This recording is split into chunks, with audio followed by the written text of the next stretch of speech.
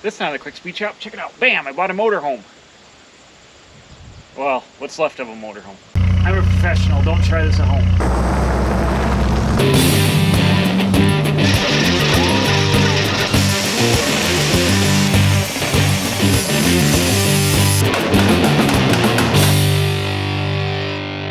So holy moly, look at this.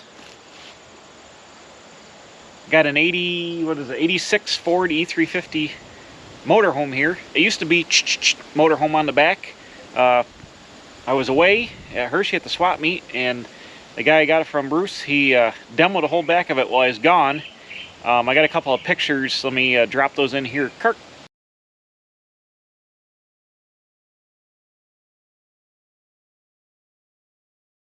So you can see that it was a full body motorhome, 24 footer. It was severely rotten. So the story is, I guess the guy that had this left it at the camper place like 15 years ago, then died, and there was no paperwork, and it sat there rotting away. We got a hold of it and dragged it out here, and I'll show you why. Let's take a closer look at this Ford Econoline camper. Ooh, these are comfortable. It's a little damp, not too bad. I was gonna say probably just a tad. Take these home and put them in your front, on the front porch, and hang out in these. So why did I need a junk motorhome? Well, I'm into these vans right now, and see what I'm sitting in the view. So why did I need a motorhome? Well, because I'm into these vans right now. This is a 48,000 mile 88 or 86. It's got a carbureted 460 in it. It's got Bud wheels, probably the Dana 60 rear end, I guess. This is a 1-ton, 11,000 pound chassis. The sheet metal is mint. The camper was junk, and I was trying to buy a 78 a little while ago because I wanted the round headlight action. That was on the side of the road for sale. I'll drop in a picture of that here. Missed out on that. That was 950 bucks. So I was going to take the camper off that and put my box truck back on it and make it like a hauler. But then this thing popped up. We got it back here. I'm buying the rolling chassis, the cabin chassis, the glider part of it, and saving it for parts. Right now we're out here stripping. Gonna try to get this flatbed off. I missed the destruction of the whole back. That would have been exciting, but it was so rotten it pretty much fell apart. And it looks like a hurricane came through here and blew this thing apart. Here we go. Let's start destructing.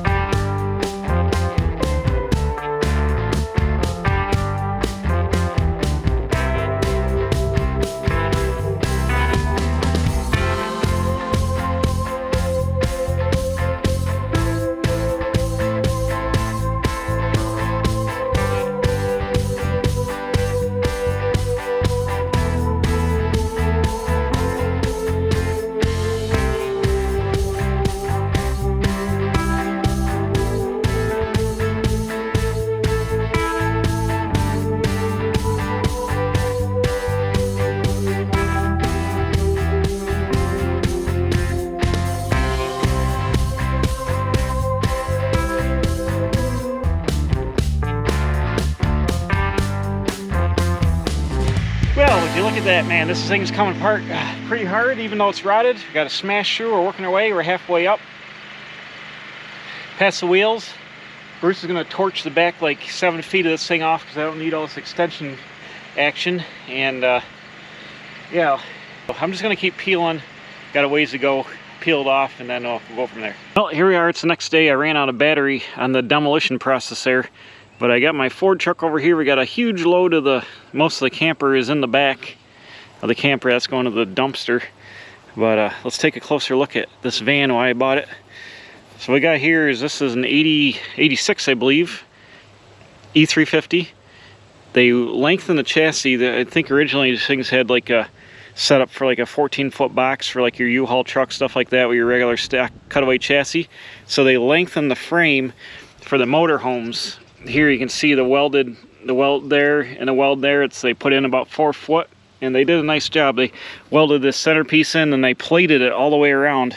So this is probably right from either Ford or for the motorhome conversion company. I don't know who did the work, but they extended the wheelbase. You can see there's 1, 2, 3 drive shafts, and we got dual tanks, front and rear. It's got the big. This should be a Dana 60 rear end, I would imagine, set up for the full dually action. You got 16-inch Bud wheels, 215 85 16s on there. They're a little bit, got good tires, but they're dry rotted. But the thing is in nice shape. It's got these ugly ass freaking at your grandmother's house blue chairs that were in it. And this is one of the ones where they cut the roof open, so right now it's wide open. When I get it back home, I'm gonna tack a bar across the top and put a piece of tin across the top so I can screw the thing down and keep it from leaking. But we had to take the steering wheel off to get it to turn. There was no key right at this time, so they popped the ignition tumbler out of there for the steering wheel lock. But it's showing 48,143 miles. It's a 460 with a C6. It's got the engine cover here with your traditional camper action, add the wood to the top of it. I do like that it has the wood grain instrument cluster here. I think I'm going to take all this out and put it in my van to backdate it a little bit to the 70s. It's also set up for a modern style radio, so I can keep the 88 radio that's in my van with the modern style. I didn't want to cut up a good original dash, so I can have that. Put all this wood grain in there. This dash pad is actually really nice shape. It's got a tilt wheel, which is nice. Unfortunately, I just went and bought that column for my van, but I got another one here with a tilt wheel. I'm going to get the carpet all out of here because I don't want the floor rotting away under this carpet. The shag carpet is not your friend when it comes to vehicles. But it's you can see the van, the front overhang leaked real bad, and the door panels, these should clean up. I'm thinking about putting the manual windows into my van and get rid of the power windows and running these older style door panels. I'm not sure yet. But your standard Econoline stuff, these do swivel. They got these ugly buckets. I'm going to take them off, save the swivels. I'm going to throw the seats away. They're some kind of garbage aftermarket seats they got in here. But the interior is real nice. The doors, the sheet metal is rock solid. It's got like no rot in it anywhere. Right here, 886. Let's see, it was modified by Van American, 11,000 GVW. Yeah, there we go. Let's see, confirms to all federal motor vehicles set in 74. What's that mean? Well, anyways, nice and straight. Up here you got your carbureted 460 in here, dual batteries, which is factory on the cabin chassis for Ford. You got your big radiator. It might be a 3-row. Can't see in there right now, but it might be a 3-row radiator. I got the Holly 4-barrel, which would have been factory on this thing.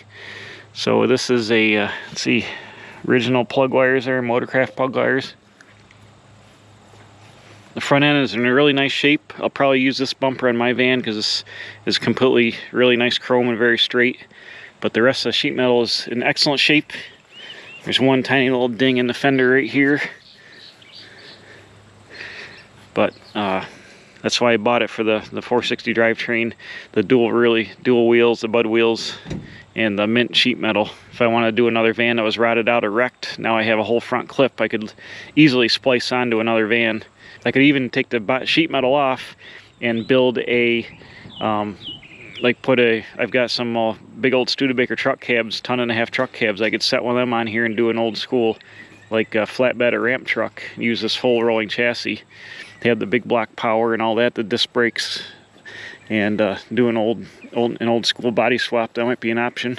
But for the meantime, I'm just going to drag it home and seal up the cab and store it, use parts and pieces off for my my van project. But that's why I bought this big old junk motorhome, and we spent that day ripping the floor all apart. My friend Bruce here that dragged it home, he got most of the body off, and I'm taking it to the dumpster for the town next Saturday. Get rid of all the plastic and nonsense that we couldn't recycle the other way. So there we go, bam, 86 Ford motorhome. Well, there we go. You never know what I'm going to be coming home with, some kind of crazy action like some big old Derelict motorhome chassis, but parts is pieces and parts is pieces. So when I'm looking for this stuff, I'd rather be looking at it than looking for it. And remember, don't trash it when you can stash it. I'm going to stash this thing out back and hopefully do something with it someday. So, oh, my phone's ringing. I got to go. We'll see you again right here at the Quick Speed Shop.